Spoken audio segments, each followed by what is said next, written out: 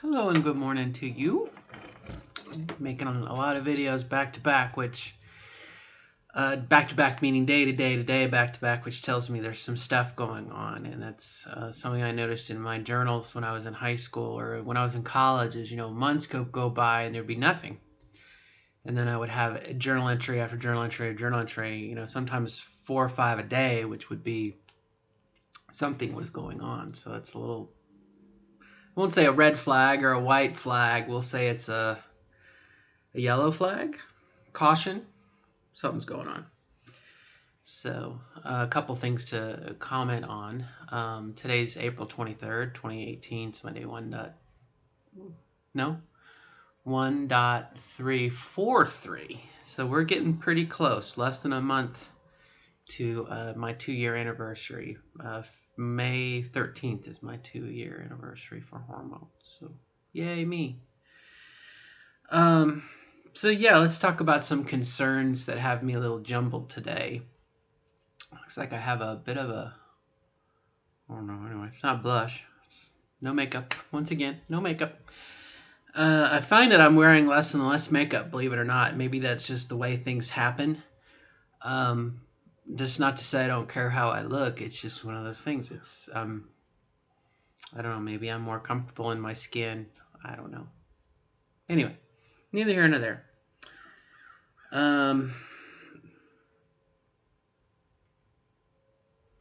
So what's up?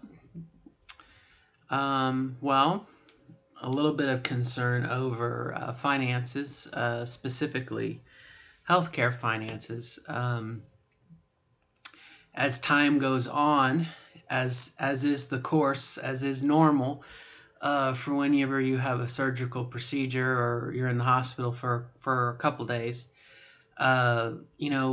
things get added onto your bill, and then maybe this is where that's caveat emptor, that buyer beware thing. I'm watching the claims that are being processed on my surgery, and of course you probably would go, well, duh, everybody does that. Well, I didn't do that before, and various doctors are being added onto my bill, and I'm kind of gathering research so that I can either protest or inquire about, well, who is Dr.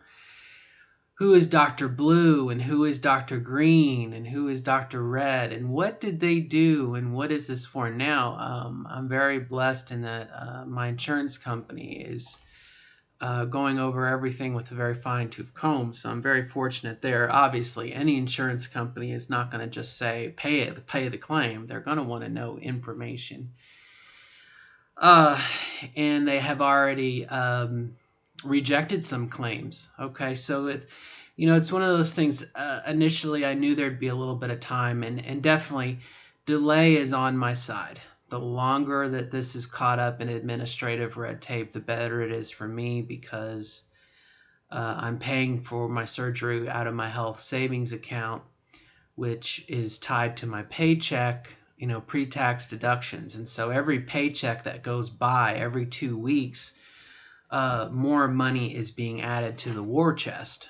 Okay, and so for if I had my choice, this would be caught up in red tape for another 3 months. Okay, just to let that build. Okay, that cash build, and that way when the bill does come, sometimes a hospital, and I'm hoping this will happen. I know our hospital here, our local hospital, if you pay your bill in full within the first 30 days, they'll give you a 10 or a 20% discount. And so, for I don't know what that would be. Let's say for $1,000 surgery, that's what, $200. So $1,000 becomes $800. So again, it's one of those things. If you have the money, it's definitely good to pay it off, etc. Now, I don't. As of this moment, no, I do not have all the money. And of course, you would say, the rational mind would say, well, why the hell did you have the surgery? And I can only go, because I had to have the surgery. I couldn't wait any longer, And I'm not afraid. I'm not afraid. No, I'm not afraid. I would have been afraid 5 years ago, which is why I kept on putting it off, my transition and everything else. But I declared bankruptcy a couple years ago, And I thought that was the worst thing in the world and what a terrible person I was. And that was total bullshit. I'm not saying I'm going to declare bankruptcy again, even though I could. Okay. And those medical bills disappear. But I've already declared bankruptcy, so I have a feeling the bankruptcy court would be a little suspect. Like, Miss Karen, we've already given you a free pass. We're not going to give you another free pass. But, shit. If you don't give a fuck about your credit, okay, and that was part of consideration and strategy for staying in my house and keeping my house, making, I had to prioritize what I made payments on. And so I made sure I kept my house so I wasn't homeless. But that was part of the strategy of filing bankruptcy. And so I have maintained I have a roof over my head. I have shelter.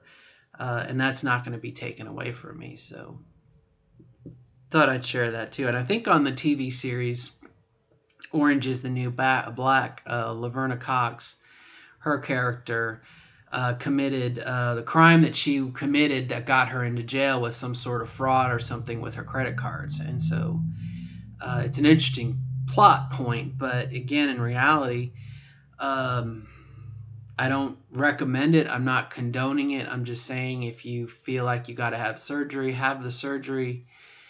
I don't want to talk anymore about it because I feel like someone's going to say, you told someone to do something. No, I'm not. It's an option, okay? It's an option. All right, let me move on from there. That's kind of dangerous waters. Like I said, I don't want someone to say, well, you told someone they could do this. Do your research, okay? But let's get back to concrete stuff. So my concern, my fear, not my fear because I said I wasn't afraid, but I'm watching this, what started off as a handful of bills that are kind of growing. And I have to kind of keep in mind that, we're going to go through a phase where, like I said, the hospital, things are going to come out of the woodwork and they're going to try and bill. I mean, that's just part of the process. And the insurance companies are going to go, hell no, hell to the no. We ain't going to pay for that. And so the hospital can come back and I forget the name of it. It's not double billing, but there is a fraudulent practice whereby the insurance company and the hospital have an agreement, okay, which again, thank goodness for Obamacare. Love them or hate them, Obamacare totally cleared the way for us to have surgery, okay, as if it was any other surgery. You can't deny it on your insurance. So I forgot where I was going with this. So the hospital, has a negotiated rate with a healthcare provider with your HMO system. And so the hospital, in my case, is saying, we want $55,000. Insurance company is going to say, well, our negotiated rate for this is that. We'll pay you $20,000. Okay, take it or leave it.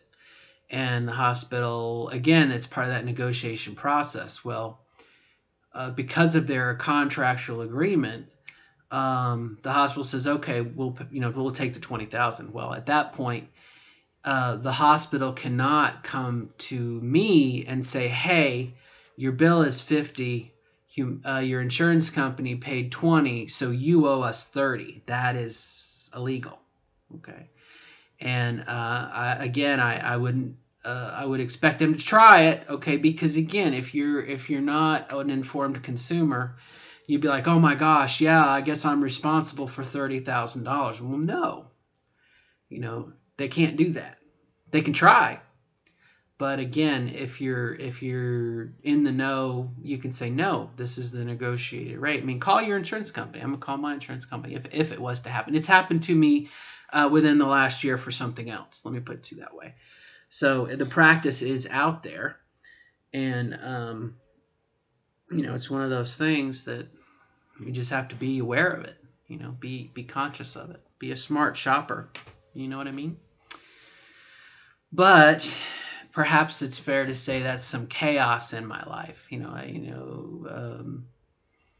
I know that at some point in the next couple months, could be tomorrow, I'm going to get a bill. They're going to come to an agreement and everyone's going to sign off on it and it's all going to be good. And then I'm going to get a bill in the mail that says, send us, I'm pick a number at random, send us $4,000. And I'm going to be like, well, I don't have $4,000. I can send you $2,000. And at that point, we'll see where that heads us. Definitely a hospital, and I'm not going to, I don't know how this hospital is going to do. I can only talk about our local hospital who, they're going to say if you pay within the first 30 days, you'll get a 20% discount. And of course, on a $2,000, $4,000 balance, that in and of itself is what, $800? A quarter of your bill. I don't know how that works out, but anyway, so then you send them what you can, and then here's where I made my mistake. A couple years ago, I had a foot surgery. I blew out my ankle. I allowed myself to be intimidated by them. And they actually sent me to collections, and I freaked out and whatever else. Well, I'm a little bit older, a little bit wiser. Again, I recognize that it is a time game, and the more delay of time, the further that time passes, the more I'll be able to have the money that I can pay the bill. And so I'm not saying this is how it's going to go down, but if it was to go down that, let's say the bill was $4,000, I paid $2,000, I owe $2,000, and in the course of the 90 days that it takes to get turned over to collections, I'm able to make, let's say, another $500 to $600 payment. Well, then that's going to be $1,400 to $1,600. It's going to go to collections, right? And again, it's one of those things. It's like the wrong mindset, I think, and I apologize if I'm just babbling. The wrong mindset is to say, well, if I don't have it, you can't take it. You can't get blood from a turnip. Oh, yes, we can. Okay, we're going to charge you 8% interest. But again, it's from a strategy point of view, again, 8% interest on $1,400. Again, knowing how much I can set aside, as long as I am paying it off. It may not be as much as I want to, but it might take 4 or 5 months or 6 months, not a year, but a 6 month, maybe even a year to pay it off. And you'd say, well, that's terrible. Well, I'd agree with you. However, I will have had my surgery. I will have had GCS. I am sexually a woman now. Okay. Gender out of it, just bisexual, sexual organs. Okay. And so again, it's just a matter of perspective, I guess, is maybe what it comes down to. It's not an ideal situation, but it will get me to where I need to be. And then things will be paid off and we'll go on from there. Thank you, God. Okay. And that kind of dovetails into the next thing, which is more along the lines of personal finance. And the surgery stuff is all medical finance. It's insurance, it's medical money. It's health savings account money. And what I used to do before was open up my personal coffers, and if the insurance wouldn't pay 100%, then I would pay out of my personal checking account, and I'm not doing that this time. And here's why. Because I want money for food and money for bills, other bills and whatnot. So like I said, in the past, I really screwed myself over, and I've learned I've burnt my fingers on the stove, as it were. So again, personal finances, and if we can separate the surgery from that, let's assume that we'll take a deep breath. Okay, and imagine that surgery is paid off and it's like a year from now. Okay. I've had some things pop up as to hobbies and interests. And I mentioned this before in a video about, I was curious 3 months ago what life would be like 6 months later. What life is like after surgery. And that is the area that I am entering into now. I am in post-op life, okay? And I had mentioned before, I think as a pre-op, you think the post-ops are like the cat's meow and that, life is going to be wonderful. And even though we know that having surgery is not going to solve all of our problems, and we're exchanging one set of issues for another set of issues. But, part of me is thinking a little bit about the future, and specifically some hobbies, some stuff that I want to do.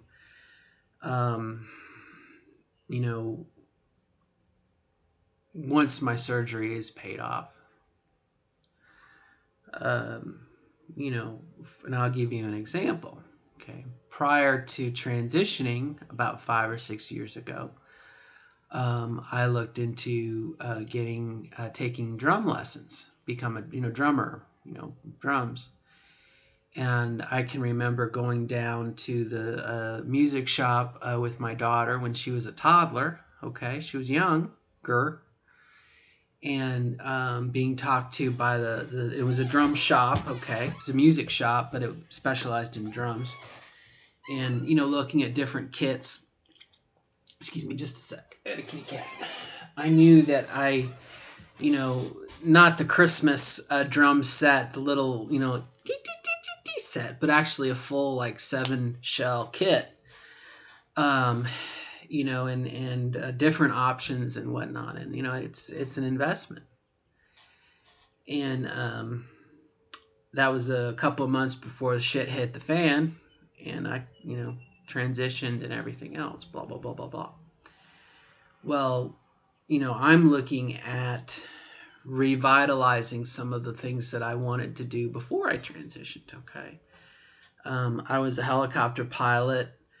Radio-controlled helicopter. Let me rephrase that. I was a radio-controlled helicopter pilot. I used to build my own helicopters and fly them, as well as planes, ready to fly. Also, I custom built my own planes, put the electronics in them and fly them and whatnot. So, I had some hobbies and some interests. I talked a little bit about, Warhammer, and I keep my mind busy. I bought myself a little starter kit. If you can see, I'm working on it. Painting. Again, other things to occupy my mind that take money. And of course, right now with surgery, I don't have my bill yet, so I'm biting my tongue and sticking my hands in my pockets. Don't spend money. Don't spend money. Don't spend money. Obviously, spend money on my daughter. Take care of my primary needs. My daughter needs something for school or whatnot. That's her needs are taken care of. I'm talking about discretionary income. And again, things are kind of in limbo, and I just have to accept that for the moment. But part of me is kind of chomping at the bit to. As I recover and I, especially when I dilate and I have time to think about things, you're focused on dilating, but you're like, okay, I need to not be where I am physically right now. I need to think about something else for the next 10 minutes while I hold this piece of plastic up my vagina. So I'm thinking about things like what it would be like to go down to the pawn shop and look at drums and get myself a used kit, a used setup. Even if it was just to buy a drum at a time and build up my set, and also paired with that were lessons. I had a drum set when I was about 20 years ago. I actually had a kit, and I never took lessons. I just banged on it, and that was fun up to a certain point. But I want to sign up for lessons and etc. So I want to do it right this time, But for the moment, I don't want to spend the money, because I don't know what's going to happen with the bills and everything else. So, you could say, well, boohoo, cry me, boohoo. You know, so there are other things that I want to do. And another thing is the computer. I'm working off of a computer. This thing that's recording the movie right now, that's a piece of shit. No offense. I wanted to build my daughter a computer for her school, and again, hobbies and whatnot that are kind of on hold. And so part of that nervousness, I guess, that is similar to like waiting for the bill to come. It's a little bit of a bite your tongue, stick your hands in your pockets, and just wait. And that's a hard thing to do. I mean, I think any of us who have transitioned, and if you've had surgery, you can identify with that. We hate to wait, right? We don't want to wait. We want it now. So that's that. So, like I said, I feel a little bit of a nervous, emotional, jittery, whatever. And I recognize that I'm in a good spot in that I have transit. As far as the channel goes here, I mean, my journey, I'm in a good spot. I'm full time. I've transitioned. I'm almost 2 years in hormones. I've had GCS. I've done a lot of things, but my life is not over yet. And so I'm waiting for the next. I'm waiting. I guess I'm trying to figure out the next step, and I just have to be patient. But I feel it's important as part of the blog here. As far as the vlog, it's important to note, again, this is where I'm at, and these are my concerns. These are my thoughts and where I'm at, some 3.5 weeks after surgery. So I'm just sharing it there. Okay. Makes me feel better. I don't know about you, but you might be in the same strait someday. Okay. So, all right, my friends. Well, I'm not sure if I've resolved anything, but I definitely have shared, and just some concerns and whatnot. Life does not stop. Life does not stop. That is for sure. Thank goodness. Opportunities and whatnot. So that's where I'm at, and I will continue on my journey. It's time for me to dilate. Bathtub. The dilating in the bathtub has been a success so far. It is weird, I will say. It is very weird to... I just left the setup from this morning's dilation in there, pulled back the curtain, and there's the blanket, there's the dilators, there's the stuff, there's the, the towel to capture the fluid and everything. I mean, it's just a weird feeling to go to your bathroom and like, there it is. There's the dilation station ready for me. So, all right, my friends. Till next time, good luck in becoming the best version of yourself as you define it. And I will continue to strive to become the best version of myself as I define it. And that doesn't necessarily mean it's static. I mean, yeah, it can be dynamic, right? We change. If you work with computers, you know about software and versions and patches. I mean, that is an evolution. I can't remember her name, but on her YouTube channel, she said it many times about how, as part of our transition, what did she say exactly? The person we are at the end of our transition may not be the same person we were at the start of our transition. And I definitely would agree with that 100%. We do change. But I think it's not necessarily like a Dr. Jekyll and Mrs. Hyde situation. I think it's just, it takes time. It takes time. It takes a year of time when you start your hormones. If you're headed towards surgery, you got to do 1 year of hormones and concurrently 1 year of real life test full time. Lots happen. A lot can happen in a year, And so in addition to all the personality things, and as our networks are being rerouted and everything, there's change inevitably. We don't have to transition to experience change. People change, right? So I don't necessarily think it's related to the transition in of itself, although I would be silly to tell you that nothing's going to change, right? Because otherwise, why would we do it? But I think it's just part of life. As we grow, we change. So, all right, my friends. Till next time. Good luck.